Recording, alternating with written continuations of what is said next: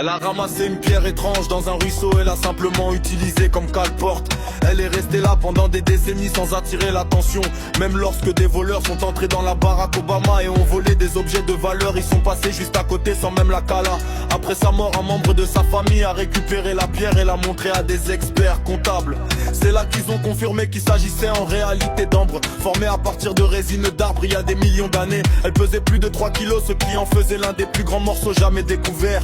Et lorsque le gouvernement l'a rachetée, elle a été classée comme trésor national avec une valeur dépassant le million de francs. Dans un autre cas, un boug a trouvé une pierre enfouie dans le sol et a pensé qu'il s'agissait simplement d'un morceau de verre laissé là par quelqu'un.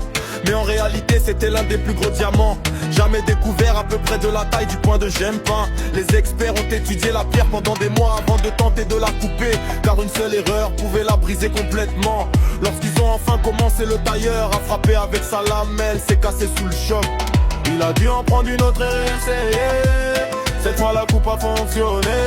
Ensuite lui et son équipe qui est au cas ont passé des mois à découper la pierre en plusieurs morceaux. Au total 9 pierres principales et des dizaines de plus petites. Le plus gros fragment a été placé dans un sceptre royal, transformant cette découverte hétéronologie de la royauté.